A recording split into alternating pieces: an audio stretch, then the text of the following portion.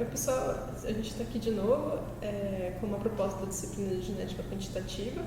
Nós somos alunos de pós-graduação do Programa de Genética e Melhoramento da Exalc e hoje a gente vai falar um pouquinho para vocês sobre modelos mistos, a matriz de parentesco e a aplicação disso para estimar valores genéticos. Eu sou a Cristiane Taniguchi. Fernando. E eu sou a Camila. Bom, uma diferença dos modelos mistos. Para o modelo normal de análise de variância, é que em modelos mistos a gente pode trabalhar com dois tipos de variáveis ao mesmo tempo. As variáveis de efeito fixo e as variáveis de efeito aleatório. Então, o efeito fixo seriam quando a gente tem interesse em determinados níveis de um fator. Aquele exemplo clássico de querer o efeito de 3 doses de nitrogênio, então teria interesse em cada uma das doses. Se for no caso de genótipos, eu tenho interesse em genótipos particulares, então eu quero saber o desempenho do genótipo 1, 2 e 3.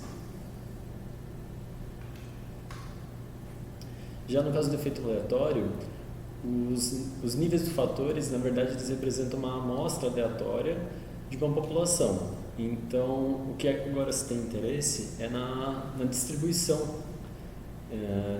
desse efeito, né? Então, não mais são níveis específicos, como no outro caso. Agora a gente está com valores que representam uma população. O professor ele deu um exemplo na aula que ficou bem claro, que é, por exemplo, se a gente fosse fazer uma pesquisa eleitoral, um efeito fixo seria que se você quisesse predizer em quem determinadas pessoas iriam votar. Então a gente elabora um modelo para descobrir quem eu, o Fernando e a Camila vamos votar. Mas as pesquisas eleitorais normalmente não estão interessadas em quais indivíduos especificamente querem votar. A gente quer fazer uma estimativa da população. E aí a gente usaria uma variável de efeito aleatório, porque a gente não está querendo descobrir efeitos específicos, a gente está querendo saber a distribuição no total da população e fazer uma estimativa de quem vai ser o provável próximo presidente, né? Ou governador, qualquer coisa. Sim. E voltando ao exemplo dos genótipos, tratar genótipos como efeito aleatório pode ser interessante porque através dos efeitos aleatórios você consegue determinar os componentes de variância e esses componentes de variância podem permitir o cálculo de determinadas idade, por exemplo.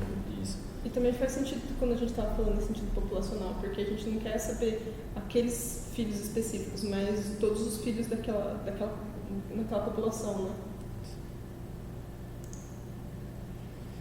Basicamente, se o parâmetro é uma constante fixa e desejamos estimar, falamos que é um efeito fixo. E se o parâmetro é extraído de alguma distribuição de probabilidade e alguém quer fazer inferência sobre essa distribuição, é um efeito aleatório. Por esse motivo, os efeitos fixos são estimados pelos BLUs, que são os melhores estimadores não viesados, e os efeitos aleatórios, eles não são estimados e sim preditos, e obtemos os BLUs, que são os melhores preditores não viesados. E uma vantagem do modelo misto é que, por exemplo, se você tem K efeitos, você vai ter K grau de liberdade para estimar esses efeitos fixos. Já o efeito aleatório, você precisa de 1 grau de liberdade, que é para estimar a variância. Então, ele permite, o modelo dos mistos ele é ideal em situações em que você tem o número de parâmetros é maior do que o número de observações.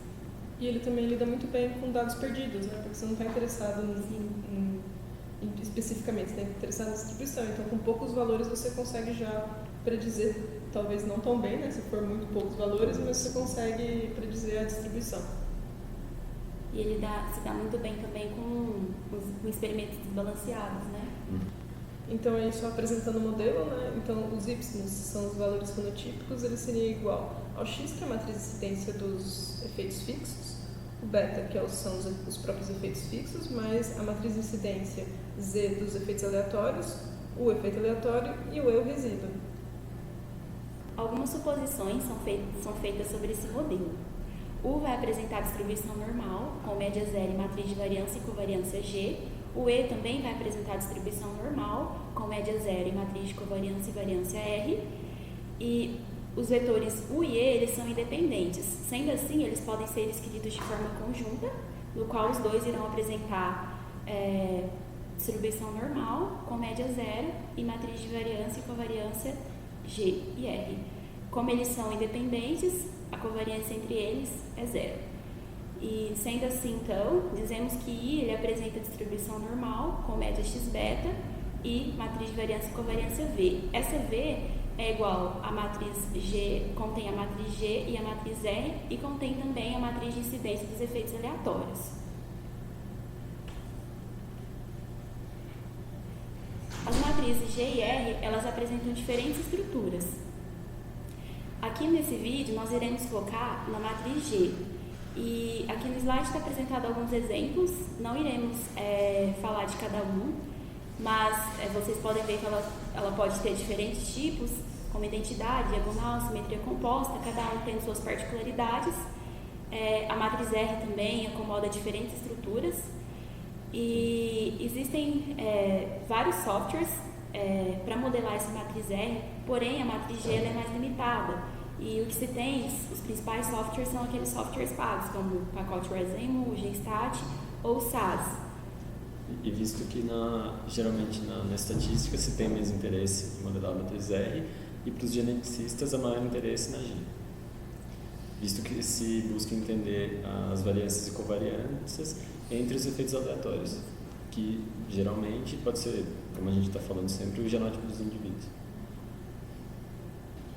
Então, pela pressuposição de que os nossos valores fenotípicos seguem uma distribuição normal, a gente pode usar a função densidade e probabilidade da normal para estimar os efeitos e os componentes de variância tanto pelo método dos momentos, como o método da máxima verossimilhança, ou o que é mais utilizado hoje, que é o método da máxima verossimilhança restrita.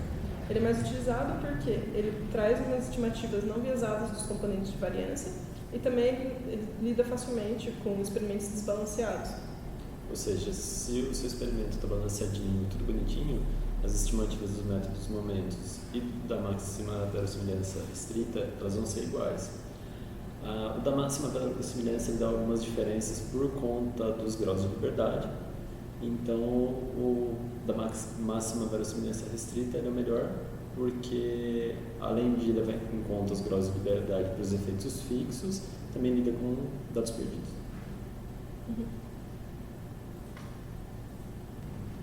Bom, então a estimação dos parâmetros, que seria o melhor estimador não enviesado dos efeitos fixos, o BLU, e depois o BLUB, como a Camila já tinha comentado, para os efeitos aleatórios, né? Ele é dado por...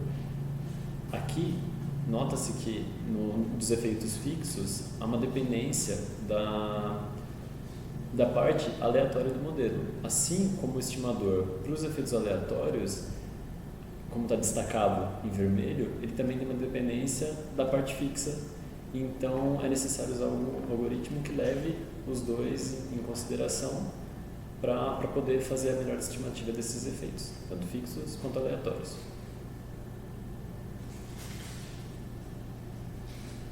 Porém, o que acontece é que aquela matriz V ela é muito grande.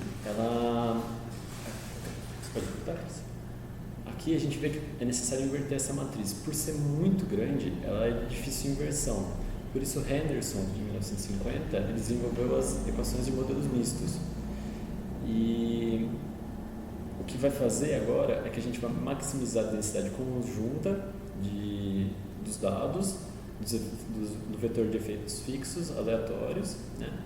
E essa matriz, agora a gente vai ter 4 partições, né? Vai ter uma matriz que ela leva em consideração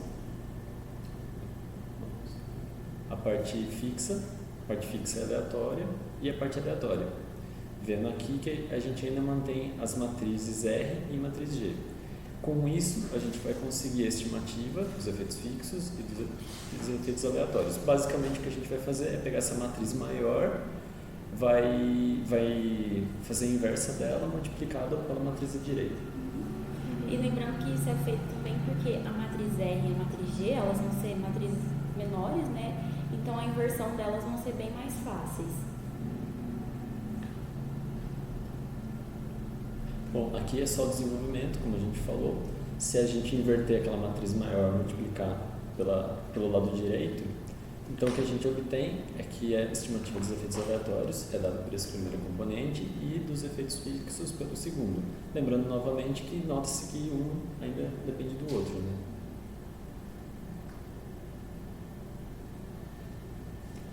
Bom, como a gente falou, o interesse aqui é a estimativa dos blobs, que são os efeitos aleatórios, e considerando que os genótipos são de efeitos aleatórios, serão essas as medidas que a gente terá interesse dentro de um programa de melhoramento, né? E o que a gente tem que pensar é que, se há covariância entre os indivíduos, a gente tem que colocar isso dentro do modelo. Então, o que a gente pensa aqui é na matriz de variâncias e covariâncias AG. Então, o que a gente tem que modelar nessa matriz é o parentesco ou a relação entre os indivíduos que a gente está usando. Então, aqui está o modelo novamente, né? E ele começou a ser utilizado em melhoramento animal, principalmente, né? E que a diferença agora é que aquela matriz G, em que a gente colocava para os efeitos aleatórios, existe uma relação clara, né, quando a gente lida com indivíduos, que é uma matriz de parentesco. A gente pode ver o relacionamento numa genealogia e colocar o relacionamento entre os indivíduos nessa matriz G. E nesse caso aqui, a gente não vai mexer nos efeitos visuais, por isso a gente colocou uma matriz de identidade. Então, só para falar que o nosso foco agora é lidar com a matriz G. Mas nada impede também da gente querer mexer com ela, só que a gente não vai lidar com isso nesse vídeo, né? A matriz G, ela vai descrever, né, a covariância dos efeitos aleatórios, como a gente já havia falado.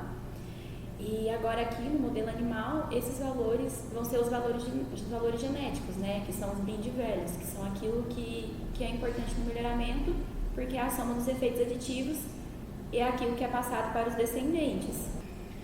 Bom, também sabemos que a covariância genética aditiva entre dois indivíduos aparentados é dada por 2 θ sigma A. Lembrando que esse θ é o coeficiente de parentesco ou o coeficiente de coancestria, que mede o grau de relacionamento entre dois indivíduos. E aí usa-se a variância genética aditiva, porque a gente está falando dos binding values. Isso, que ela é a base. Considerando tudo isso, podemos fazer uma substituição. Então, substituímos esse 2θ por A. Então, a gente vai ter agora, G vai ser igual a sigma 2A. E a A ela vai ser a matriz que vai medir a relação genética aditiva desses elementos. Esses coeficientes de parentesco já são pré-calculados para alguns graus de relacionamento. Aqui não iremos detalhar sobre eles, mas se vocês tiverem dúvidas, vocês podem consultar. Essa aula está disponível no site da disciplina e lá está toda a aula com mais informações. Bom, então agora que a gente vai adaptar as equações de modelos mistos para o Animal Model. E aí o que a gente vai considerar, como a Camila acabou de apresentar, que a matriz G agora passa a ser a matriz A vezes a variância genética aditiva. Lembra que a gente vai precisar das inversas da matriz G e da matriz R. Então, por isso a setinha está mostrando quais vão ser, né? E ali embaixo a gente pode ver que a matriz a G ela vai ser substituída por uma matriz lambda e pela inversa da matriz A. O lambda aqui a gente tem que pensar ele como a variância genética ambiental dividida pela variância genética aditiva. Fazendo as substituições, isso vai ser 1 menos a herdabilidade dividido pela herdabilidade. Só para lembrar que essa herdabilidade ela é no sentido restrito, porque aqui a gente está considerando só os efeitos aditivos. Bom, e agora as estimativas do BLUE e do BLUP vão ser obtidas pela inversa dessa matriz maior, que tem as submatrizes dentro, né? Multiplicados pela matriz X vezes o vetor de fenótipos e o Z multiplicado pelo vetor de fenótipos. E aqui só apresentando a estimativa do qual é o estimador dos efeitos aleatórios, né? Então, como a gente tem interesse na matriz G, que ali está representado pelo lambda A, inversa da A. E a gente fala da acurácia no modelo quando a gente faz uma correlação entre os valores que foram preditos e aqueles que foram observados, né?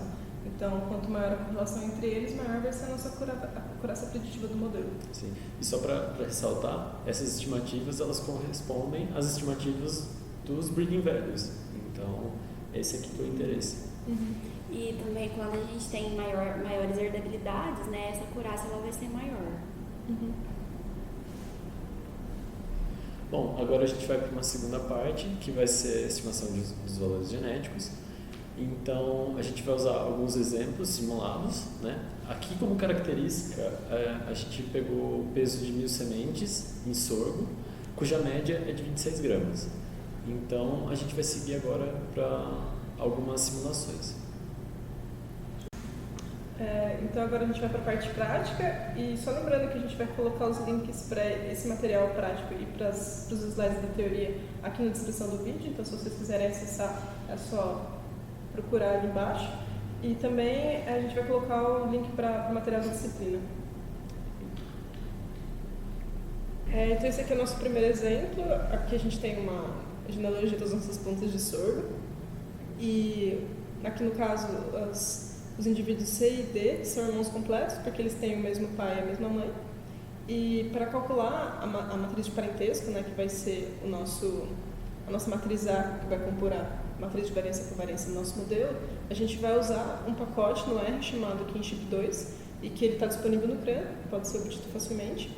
E para montar a matriz, a gente dá para ele um data frame, e nesse data frame ele vai ter como a primeira coluna os nossos indivíduos, A, B, C e D, e depois na segunda e na terceira coluna a gente vai dar a informação de quem são os pais desses indivíduos. Então aí no caso o A e o B a gente não tem informação de quem são os pais deles, mas o C e o D eles têm os mesmos pais, que são o A e o B, né? E aí utilizando as funções do pacote a gente transforma essas informações em uma matriz de parentesco na A. E aí a gente pode observar que a matriz ela vai ter meio entre os indivíduos que são irmãos completos, e na diagonal tem o valor de 1, que seria o parentesco do indivíduo com ele mesmo. Na verdade, meio entre pais e filhos também. Meio entre os pais e os filhos também.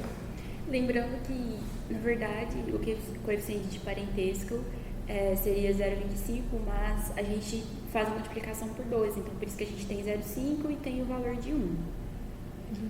E a partir daqui, então, que a gente vai entrar com os valores fenotípicos, baseando naquela característica do peso de 1000 sementes de sorgo, né, cuja média é de 26 gramas. Então, a gente vai simular 6 valores, por quê?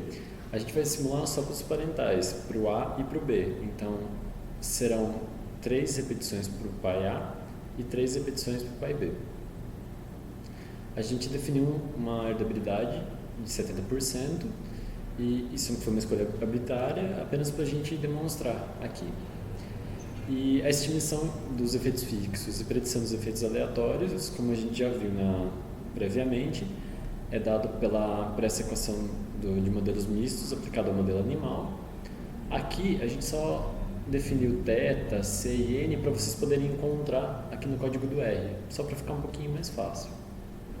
Então aqui a gente vai montar as matrizes de incidência. Primeiro a matriz X, né, que o nosso único efeito fixo vai ser o efeito das médias. Então a matriz de incidência nada mais vai ser do que um vetor de uns com 6 elementos, né, porque a gente tem 6 dados fenotípicos. E a matriz Z dos efeitos aleatórios ela vai ser 1 a cada 3, né, que vai ser nas 3 primeiras linhas. O fenótipo se refere ao do primeiro indivíduo, isso, que é o pai 1. Segunda coluna. Isso. Daí nas 3 últimas linhas é a segunda coluna que vai receber o valor de 1, porque se refere ao pai, né? As 2 últimas colunas elas ficam sem numeração porque os filhos, nesse caso, eles não têm dados fenotípicos. Aí, lembrando que aqui a gente vai precisar calcular o lambda a partir da herdabilidade, né, para poder encontrar, para fazer aquela multiplicação pela inversa da matriz A. Então aqui a obtenção do lambda. Aqui o produto, né, x' x, visto que como são dois vetores de uns, o transposto multiplicado por ele mesmo vai ser a soma de todos os elementos, que será 6. Depois a gente vai ter a multiplicação de x' z e z', né? Sendo que uma é a transposta da outra, né? Um vetor é transposto do outro. E por fim, o que a gente tem vai ser z' somado ao lambda multiplicado pela inversa de A. Lembrando que a gente está só resolvendo aquelas matrizes que compõem a matrizona, né? E a gente continua resolvendo elas, né? E aí depois aqui é que a gente vai fazer aquela matriz maior, combinada, né? Então aqui seria o x', x', essa primeira coluna aqui vai ser essa aqui, ó, ABCD é o z', e aqui vai ser o z' somado a lambda A inversa de A. Para solucionar o sistema de equações, o lado direito também tinha um outro vetor, sendo que a primeira parte dele é a multiplicação de x' e y, e as outras linhas correspondem a z' y. Aqui será a média, aqui a soma para cada um dos pais, e aqui a gente não tem, porque não tem nenhuma informação para os filhos. Apenas fazendo a solução, né? Então a gente obtém o vetor θ, conterá o primeiro elemento será a média, a estimativa da média, e os blobs, aqui embaixo. Resolvendo, fazendo a inversa de C multiplicado por N. E repare que mesmo a gente não tendo dado para os filhos, através da matriz de parentesco, ele consegue estimar um valor, na verdade predizer um valor para esses filhos, só pela relação deles com os pais, né? A gente vai ver que esse primeiro caso é um pouquinho problemático, porque como a gente só tem dois pais, tem algumas repetições e não tem nenhuma informação dos filhos, esse valor é praticamente nulo. Então a gente vai até fazer um gráfico alterando a herdabilidade e vai ver que isso não vai ter alteração. Mas nas outras genealogias vocês vão poder perceber que vai ser diferente, a gente vai conseguir ter estimativas. O BLUP fica nulo, né? Porque na verdade ele chuta o valor fenotípico do filho como sendo a média, né? Porque o valor do filho vai ser a soma do BLUP com a média. Se vocês olharem essas estimativas também, como a gente considerou uma herdabilidade consideravelmente alta, esses valores eles se assemelham bastante com as médias que nós tínhamos iniciais, né? Lembrando que o primeiro valor que eu tenho é o BLU, que é a média, e se eu somar esses valores com os blobs, eu consigo ver essas médias e são valores bem parecidos. A gente fez uma funçãozinha apenas para facilitar nos outros exemplos, para não ter que ficar fazendo todas essas multiplicações. A gente fez uma funçãozinha que a gente basicamente entra com o vetor de fenótipos, com a matriz X, a matriz Z, a matriz A e a herdabilidade. E para a gente só testar quanto seria impactante nos nossos valores nos blues e nos blubs, no blue e nos blubs, porque a gente só tem a média como efeito fixo, a gente fez um loopzinho no R para ver o que acontecia com eles quando a gente muda o valor de herdabilidade. Então a gente variou a herdabilidade de 0,01 até 0,99 para saber quando a gente aumenta ou quando a gente diminui a herdabilidade, o que acontece com os valores preditos. E sendo que a gente, para ficar um pouco mais fácil a visualização, a gente fez essa soma do blue com BLUP, né, que é esse segundo passo aqui, para ficar mais interessante o gráfico. Ou seja, a gente... Deixa eu mostrar aqui nesses resultados, em vez de mostrar a média ali em cima, que é o 2,55 ali, a gente somou esse valor em todos os blubs.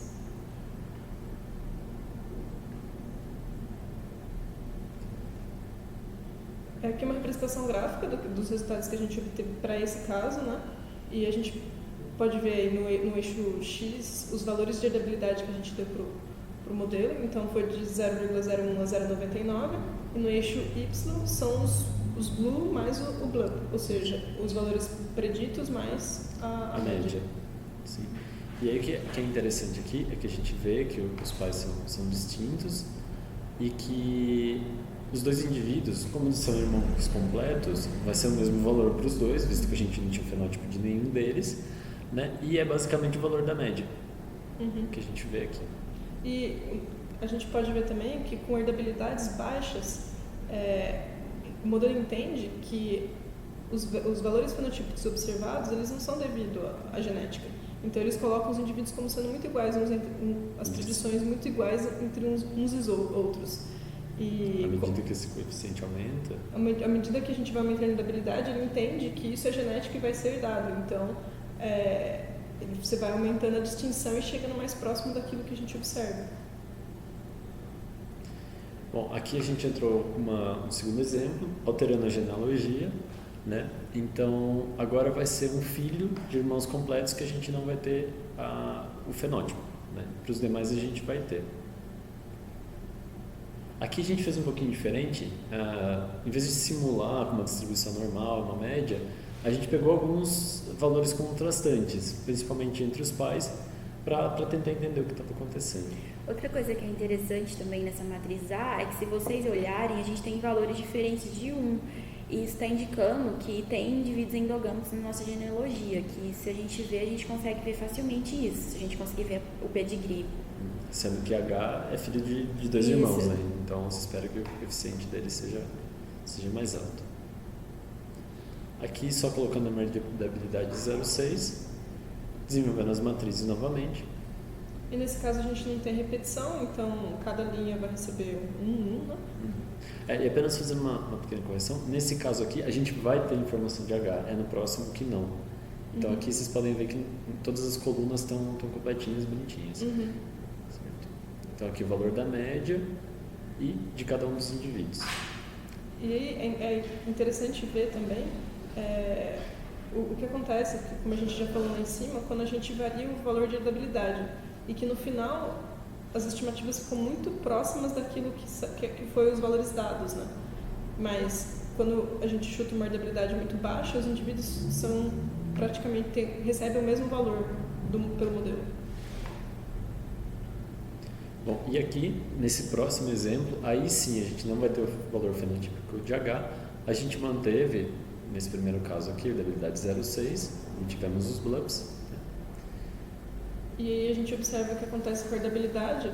Como a gente não tem o valor de H, ele puxa a predição pela genealogia. E como ele é filho de C e de D, ele coloca o valor dele como no meio dos pais.